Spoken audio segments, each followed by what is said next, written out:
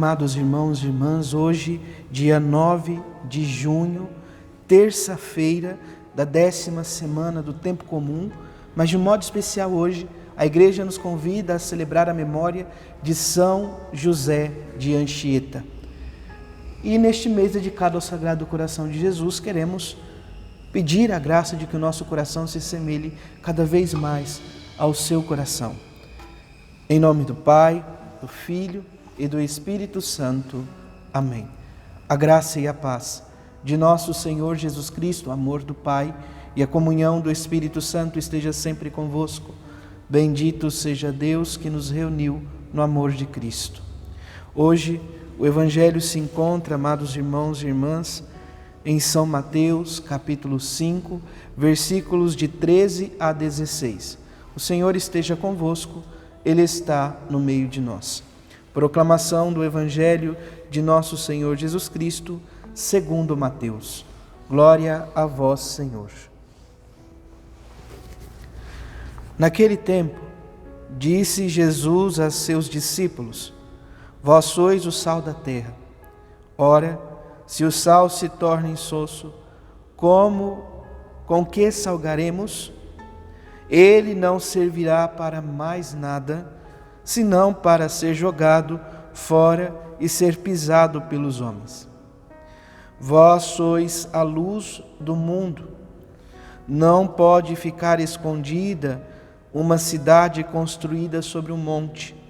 Ninguém acende uma lâmpada e a coloca debaixo de uma vasilha, mas sim num candeeiro, onde ela brilha para todos os que estão em casa. Assim também brilha a vossa luz diante dos homens, para que vejam as vossas boas obras e louvem o vosso Pai que está nos céus. Palavra da salvação, glória a vós, Senhor.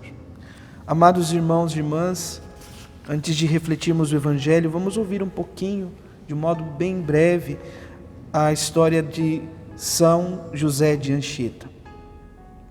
Nascido na Espanha, em 1534, José de Anchieta tornou-se padre jesuíta e missionário no Brasil durante a segunda metade do século XVI.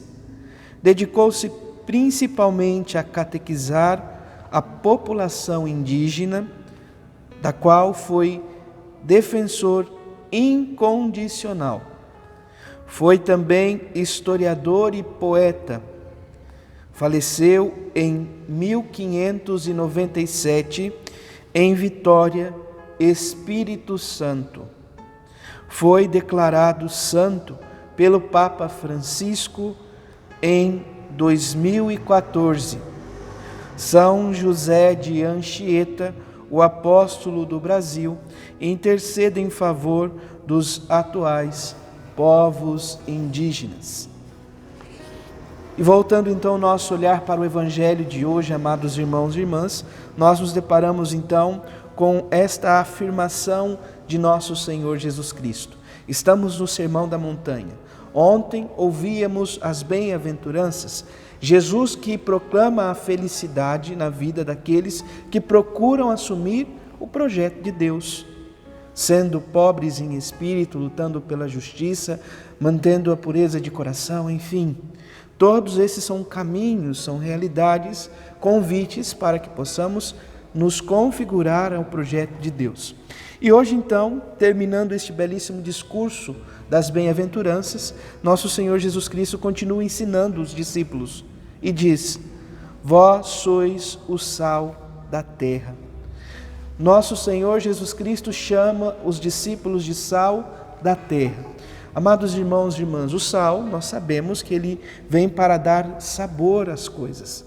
Ele ajuda a dar sabor e nós não podemos nem deixá-lo a menos e nem exagerar. Porque ninguém, de um certo modo, gosta de uma comida insossa ou salgada demais. Ele, em equilíbrio, ele dá o sabor para que possamos, então, degustar melhor os alimentos. Mas não só isto. O sal, amados irmãos e irmãs, em diversos momentos da Bíblia, ele vai assumindo outras conotações, poderíamos assim dizer. Ele, em Levítico, por exemplo, traz um sinal de santificação. O sal que purifica, que santifica, mas também, se pararmos para analisar, é o sal que não só dá sabor, mas o sal que conserva. Por um longo tempo na história, não se tinha refrigeradores, freezers, enfim. Muitas vezes se conservava a carne e tantos outros alimentos no sal, para que pudesse conservar por um tempo maior. Portanto, amados irmãos e irmãs, nosso Senhor Jesus Cristo assemelha a vida do discípulo que procura viver as bem-aventuranças com essa realidade. Ele é convidado a ser sal da terra, a dar sabor. O cristão é aquele que, a partir das bem-aventuranças, deste novo convite a enxergar a lei de Deus de uma maneira renovada, a dar sabor ao mundo. E ele diz: ora, se o sal se torna insosso, com que salgaremos? Ele não serve para nada. Ele vai servir simplesmente para ser jogado ao chão e pisado. Portanto, o sal precisa ter sabor. O cristão precisa dar sabor ao mundo, com amor, com generosidade, com acolhimento, ser capaz de se colocar no lugar do outro, tendo empatia.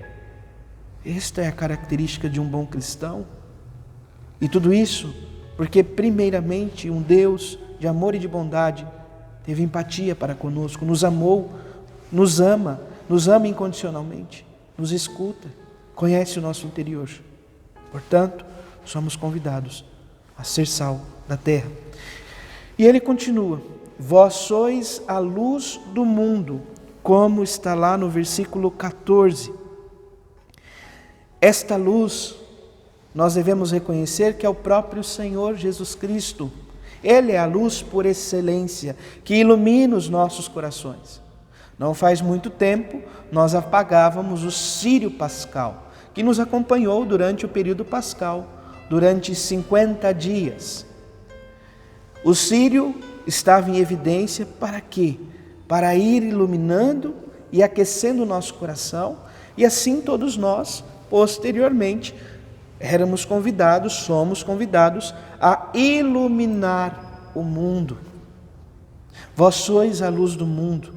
E nosso Senhor Jesus Cristo diz: uma lâmpada não é acesa para ser colocada debaixo de uma vasilha, mas ela deve estar num candeeiro em evidência.